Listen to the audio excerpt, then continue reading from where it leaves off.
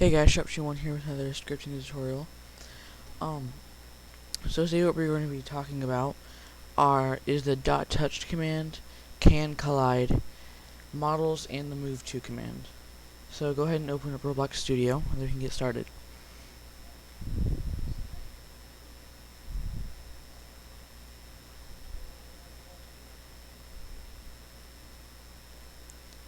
After it loads, open up a base plate.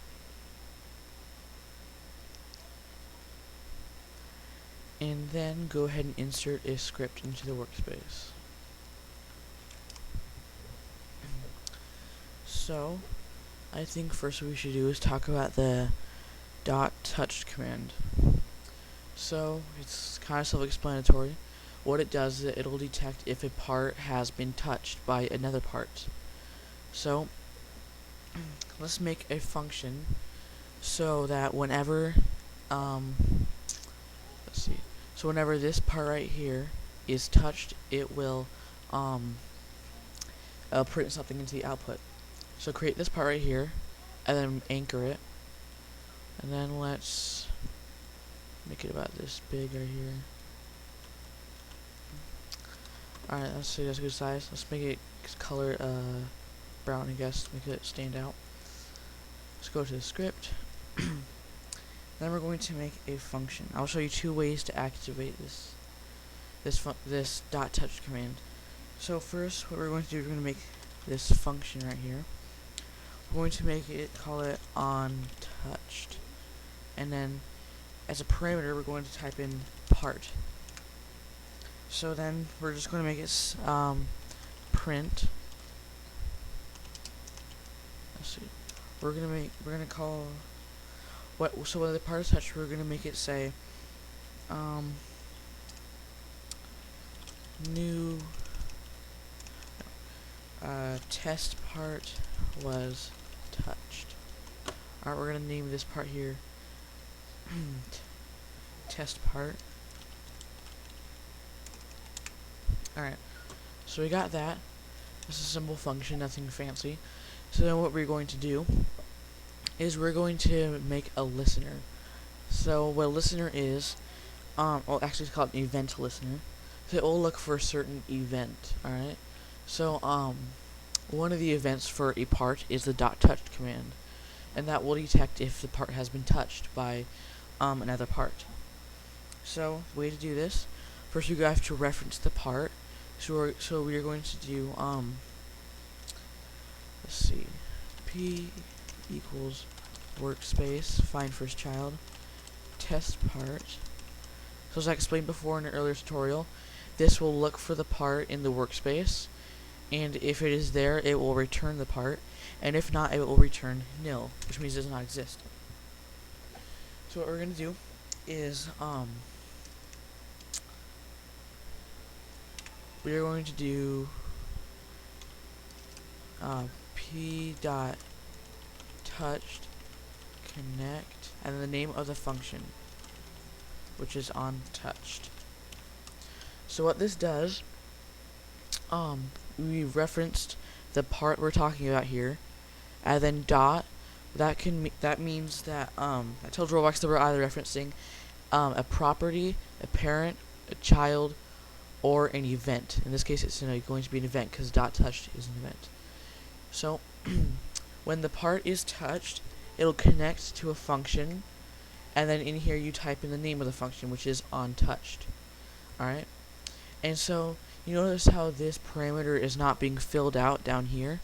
That is because the .touched event will fill out that variable for you. So then you already know so that way you will already know what that part is. So what we should actually say is since we are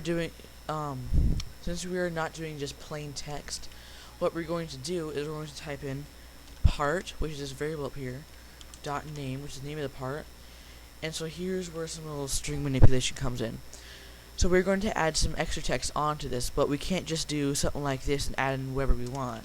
You can't just do that because it'll show an error. Can you do that? I'm actually gonna try that because I've never tried that before, and I want to see if it'll work.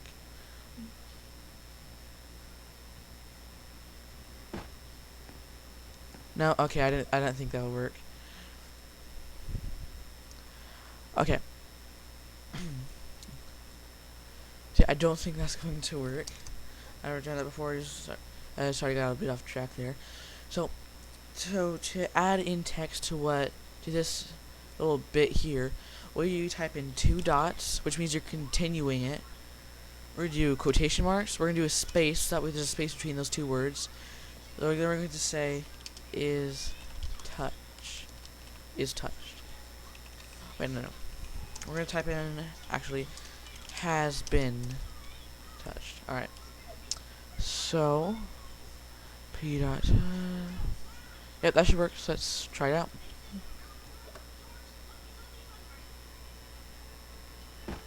Yep. See, it's typed. So humanoid root part has been touched. So these are parts of the character. So when you press the play button, you can look in your model, in your character model. These are all things that are inside of your character that you play with in your games. So it says humanoid root part has been touched, which is that thing right there. That's where it is. It says right leg has been touched, which is, where is it? Right there. See? And the left leg, which is right there. So it's detecting what. So it's this thing is detecting touch, and it tells you which part has been touched. Let's walk over it again. See? All it says all the things have been touched. That's something you can do with it. So it'll also detect that if you put another part with it. So let's put it up there so it'll drop on it. I'll put it up like that. And I'll press the run button. Fall. Part has been touched. See, it a bunch of times because touched it. So it's doing it again.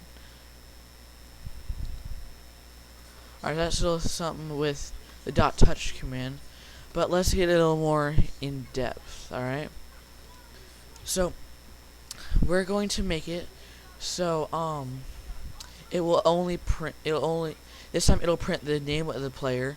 It'll print the name of the player that touches it, and we will make it so it'll only activate if it's a player that touches it. So what we're going to do, we are going to get the part. Actually, we're going to access this folder called Players. Alright, this is where, that's it right there. So I'll give you like a visual example of what the Players thingy is. Alright. So we're going to press play with that character thingy in front of it up there. Alright. So this folder right here, the one that says Players, it has all of the, it shows all of the players that are inside of the game. Alright, so right now our player's name is player right up here, as you can see. So over here, that is the name of the player too. So we're gonna open up that, and it shows a bunch of stuff like the backpack, which is where you store your tools, starter gear, which is like the gear that you buy from the catalog and stuff, player GUI, which is things that you can only see in the game, like that thing, except it's not meant for this kind of thing. Player scripts, see it's camera and control and stuff. So we're zoom out here. That's the little thing about the players. Alright, that hosts all the players in there. So let's go back to our script. So what we're going to do is we're going to do game.players. So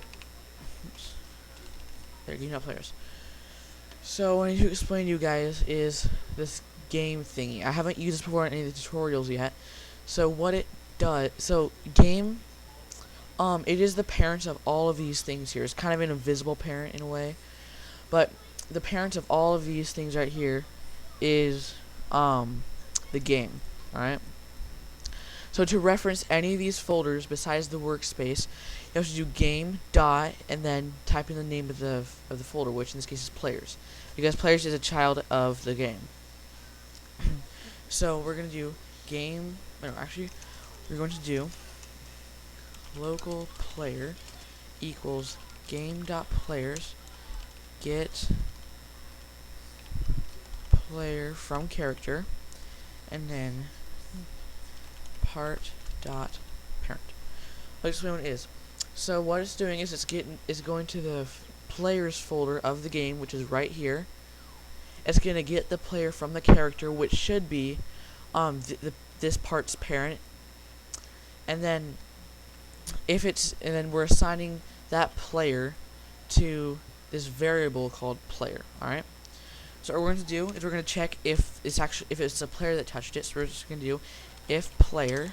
So remember how I described if statements, how I said you can use objects or instances in your if statements too? Well, that's what I'm doing right now.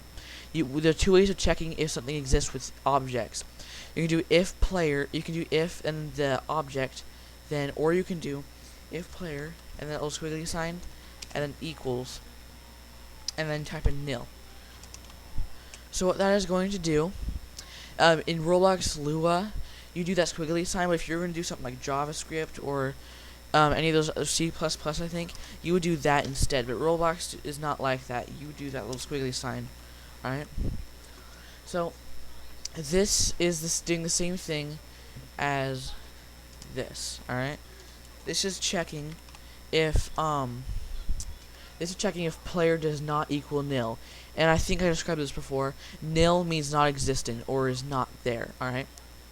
So that's what it's doing. I like to do just the player thing because that makes it simpler and shorter. So I like to do it like that. So if player, then print player dot name. Oops, capital.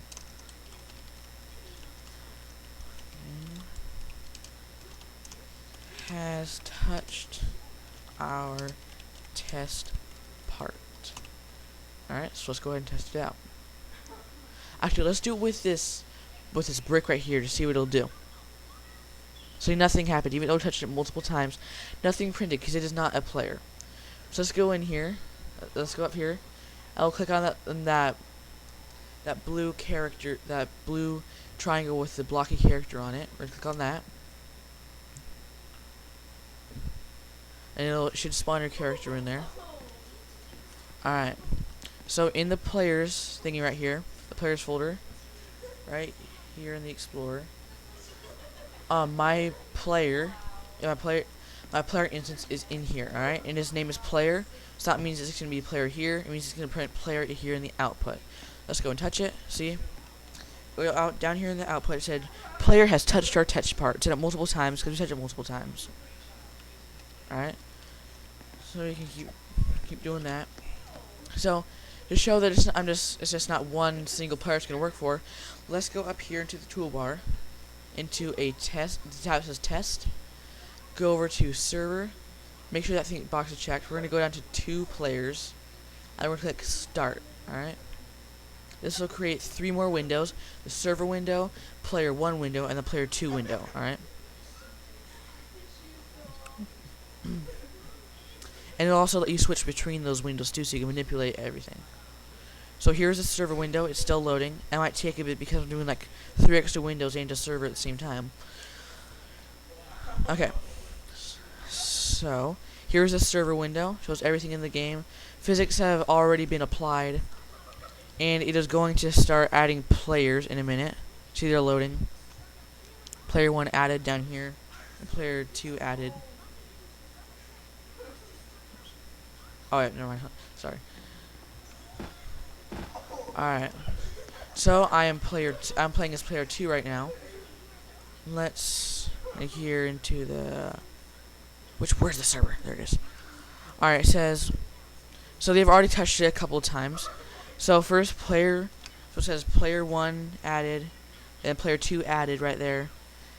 And so which means this player has joined the game. And here it says player 1 has touched their test part. Player 1 has touched the test part. It says player 2 has touched their test part. It says it multiple times depending on who touched it. So we're going to exit out of these and continue on with the rest of the tutorial. Just exit out of those. And yeah, here we go. So we're back here. So now that's how you can get the player. Another thing you can do is you can check if there's a humanoid in it. So in case you don't want it to check this player, but you want to check if it's an NPC that has a humanoid in it, then you could do that. So we're gonna do local human equals part dot parent find first child humanoid. Alright, so what it's gonna do is going to look in the player's character, which is part.parent, going to look for humanoid, which every single player has. What the humanoid does is that it keeps track of the player's health, how fast they walk, what their max amount of health is, what their jump force is. Just insert it in there. There's like how far away the health display distance is, like if it's jumping or not, auto jump enabled, auto rotate, platform stand sitting. So it has a lot to do with the player. So that's why you have it.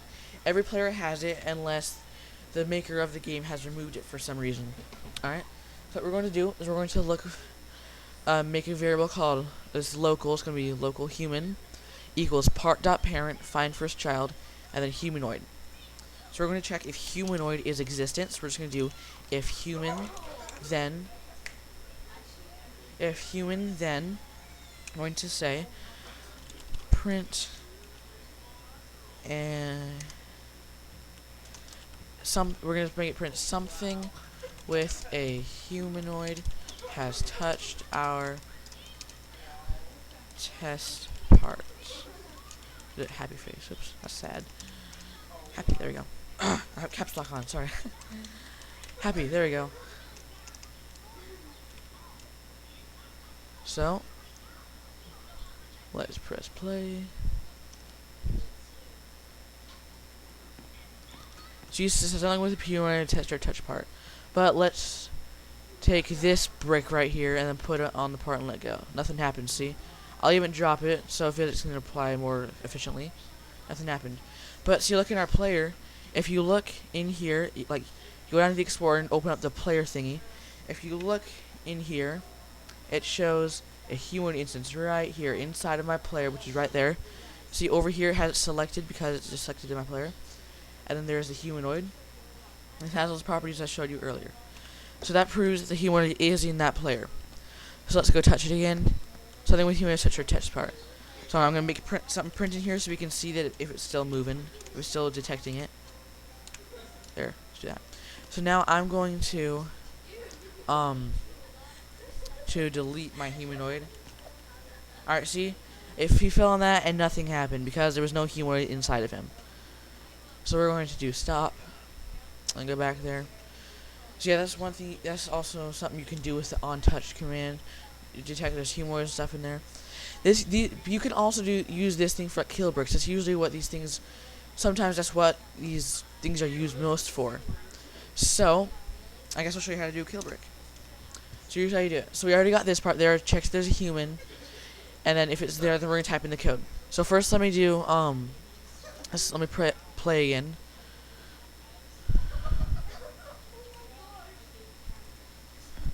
Alright, so we're going to look in the player's humanoid.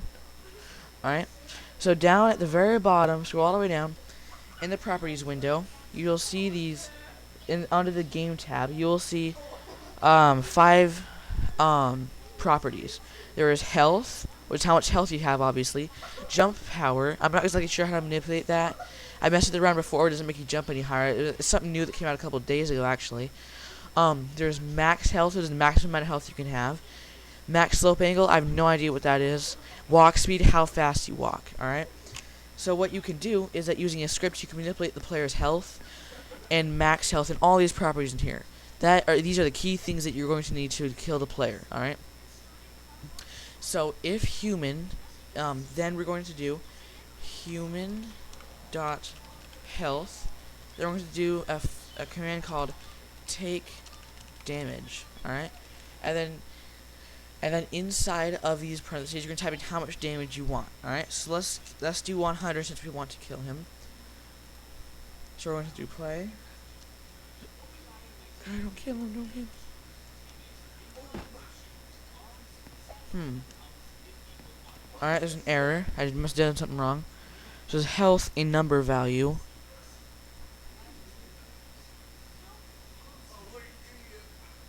Oh, whoops. Sorry about that. What you actually do is you have to do the humanoid, not the health. This is the function of a humanoid. All right. So make sure you just type in human. All right, which equals the human. All right. So we'll do that, and then it should kill you when you touch it. See, it killed me. And you can keep respawning. Alright, I'll move and I'll touch it. Ooh! See? It killed me. So that's one way to kill a player.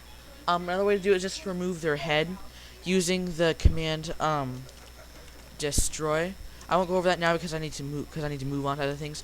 You can mess with that later. I'm sure you can figure it out if you understand all the parents and the parent thingy in that concept. Oh wait, hon. Let me reorder these. Alright. So I need to show you that second way to activate to do a function with an event. Alright. So first let's get rid of that thing there. Then we're gonna copy that and put it ahead of the function. Alright. Do that. P equals workspace from test part. Yeah, so what we're going to do, delete that part, keep the rest of the code. So here's another way to do it. It'll make the script shorter and it'll make some things faster. Alright? So now I'm going to detect if it's been touched and connect to a function at the same time, all in one line. You do this. You type in the part that you're talking about, dot, and then type in the event, which is going to be the event touched. You type in connect, and then instead of typing in the name of the function, you just type in the word function, and the parameters of the function, which is going to be the word part. Alright? And then at the on the last end of that, you do that little last parenthesis right there. That's another way of doing it. Alright? I think I use that way all the time now. I think it's much quicker and it's a bit more, and it's more efficient too. And it also kind of makes for better sometimes makes it easier to read scripts. So we'll play it, and then as you can see, it'll perform the same way. Because of that, the way you activate you detect an event is totally up to you. Whatever is easiest or whatever you like best, or whatever is most efficient for you, I guess. We're gonna stop that. So you can use either of those. One benefit of this is you don't have to worry about renaming functions over and over again, because it'll just connect to this function right here, and you don't have to worry about naming one or overriding other functions and stuff. So that's one benefit from doing it. So now we're going to move on to the CanCollide function. We're going to keep that p variable. Actually, we're going to change it to part now. Actually, some shit again. Alright, so first I'm going to explain what CanCollide does. Alright, so CanCollide is kind of what it sounds like. You know, colliding is like when you come into contact with something else. Like if you crash another car, the two cars collided. So I'll give you an example. We'll play with our character in there. As you can see, I am touching that brick and I'm colliding with it. So what CanCollide will do will enable if you can collide with it or not. So a simpler term with it is making it So a simpler term for CanCollide is basically enabling whether you can walk through the part or not. So right down here in the properties, CanCollide is checked, which means I can collide with it. I'm going to uncheck that, which means I cannot collide with it. Basically means I can walk through that part. So watch. I'm walking right through it. I'm not on top of it. But I will turn it on. And see, now I'm on top of it. I'm stuck. I can't go inside of it. But turn it back off. See, goes back and forth. So what we can do to manipulate that is we get the part, which we have already defined right here, and then it's one simple code. We do part dot. And remember, when Roblox Studio sees dot, it means you are either referencing an event, a child, a parent, or a property. In this case, we are talking about a property, which is CanCollide. See, in every part, they have that property under the behavior tab called CanCollide. Since it is a bool value, all we have to do is do either true or false. So CanCollide equals false. Let's press play. And then see, I'm walking right through it. Oh, also, I must clarify something right here about CanCollide. If you turn CanCollide to false with a part, you must make it anchored. If you don't, it will just fall through everything and will be destroyed. So watch. I'm gonna do that. All right, so watch. It'll fall right through the base plate. Oh, whoops, sorry, I forgot to unanchor it. Silly me. Alright, unanchor that. Alright, now watch. When I press play, it'll fall and it'll go right through the base plate. See? Look at that. And there it goes. And then it'll destroy itself after it gets to a certain depth. Alright. So that's how you CanCollide. Very simple, very easy. It can be used for many things, obviously. Maybe like a hidden entrance to some kind of, haunted house or something like that. I don't know. Maybe you just want to make it so all your players can walk through each other, so you don't, push people off stuff or something like that. It can be used for lots of things. Or maybe it could be like a trap door. Like maybe when a player touches it, they could they would fall right through it into some kind of like lava or something like that. The possibilities are endless. So now I'm going to describe models and MoveTo. Alright, so first let's do models, alright? Okay, so what a model is, it is the same so a model is like the same amount of parts that you already have. Oh, hold on. So a model is a group of parts grouped together into one instance, sort of. But you can open it and view all the things in all the parts that are in the model. It's kind of like a workspace, alright?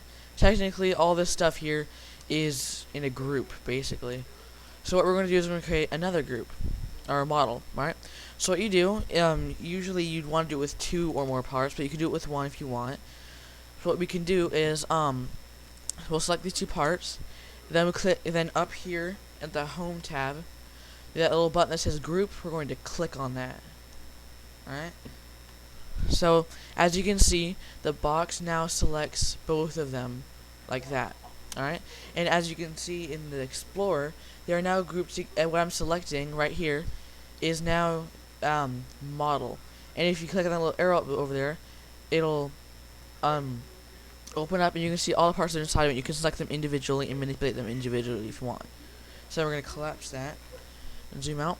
So now you can select them, and if you move them around, they will stay within like the same distance from each other, and you can move them as one part. Alright? So that's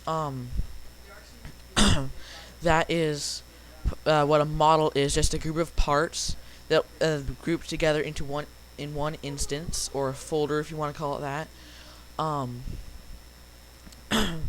This is usually something that you do, like maybe if you were making a building, just to make the workspace less cluttered. You put it in a model, so you don't have 8 jillion parts showing everything that you just built. You put it in a model. It could also make like cloning buildings easier, something like that. So we're gonna keep that in the model. Let's name it test parts. All right. So we did that. Now I'm going to show you the scripting purpose of why I showed you this, and that is the MoveTo command. All right. So MoveTo is basically exactly what it sounds like. It will move the model to a position that you specify. All right. So we are going to define the model. So we're just going to name it model equals workspace find first child, just in case something happens. Test parts. Alright, then we're going to do if model, then model move to 2 parentheses, and inside of there you type in the vector3 value, the vector3 coordinate that you want to move to. So vector3.new, and let's move it to let's move it to 525. Let's make sure the model is anchored.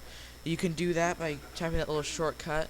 Oh, also hold on. With the model, if you click on the model and then click up here in the toolbar or whatever this is called. I don't know what it is, what it's called. If you click on that anchor thingy, it'll anchor all of the parts inside of the model. So you don't have to go through each individual part and anchor separately. So that now it is all anchored. So we're going to do play, and it moved right there. See? Let's do a for loop. So you can. We're gonna do a for loop, which I explained in a previous tutorial. We're gonna do for x equals 1 through 10 do. Let's put an n down here. We're gonna do wait 0.5. Right now, let's do 1 actually. 1 second. All right, we're gonna do we're gonna do something kind of new. It's can generate a random number. Or we're gonna do a command that can generate a random number. It is called math.random. All right. So what you do, you just type in math.random, and then inside this parentheses, you type in the lowest number that random number can be, which I think I'm just gonna do -50, and the highest number that random number can be. So I'm just gonna do +50. So what this does, it'll choose a random number between the lowest number right here and the highest number right here. We're going to keep the model at the same height, and we're going to change the z-axis to math.random, 2 main parentheses. So the lowest number is to 50, and same again. And then we're going to do 50. What's going on? It's confusing. Alright, what's with the end here? You go one presidency? Yep, there we go. Should do one more. Alright, so the line was apparently long. Never mind, it wasn't. Alright. So we got that. So what this is gonna do is that it's gonna repeat it's gonna go through this code 10 times. It's going to wait 1 second between each loop. If model, which is this test part model, exists, then it's going to move the whole model to a random position using math.random, and for the x-axis, math.random for the z-axis. So let's zoom out so we can see it move. Press play. Alright, so it's moving around, see? It's choosing random positions, and it is moving the entire model because of the program that we did using the MoveTo command. So that's pretty cool. That is actually can be used for teleporting a player. So that is how I teleport players. You reference their model, all right, and then you just use the MoveTo command. So I'll show you how we can do that. So since the name of my player's model is player, we are going to do that, and then we're just going to run the script with me in it, with my character in there, and then it should teleport me to random positions every second. Alright, oh yeah, I know why. It's because it takes a second or two for the thing to load. You gotta reactivate the script. To do that, you click on the script that you want to enable again. Go down to its properties, and you'll see something that says disabled. What you do, you click on that to disable it, and then click it again to enable it. Alright, it'll activate the script. So see, it's teleporting me to these random positions, move to different places each time. So yeah, that's teleporting right there. That's actually a pretty common thing. A lot of games use them. Like like respawning, like in the game Apocalypse Rising, when you do your like when you customize a character, the game will teleport you to your spawn point, and you can play the game from there. So yeah, that is one thing you can do. That's a pretty popular thing you can do with the MoveTo command. So yeah, that is all I have for you guys today. I hope you enjoyed. I hope you learned something from this. If you liked this video and you find it helpful, please like and subscribe. If you have any questions, ask it in the comments, and I will try to respond to you. So thank you for watching, and goodbye.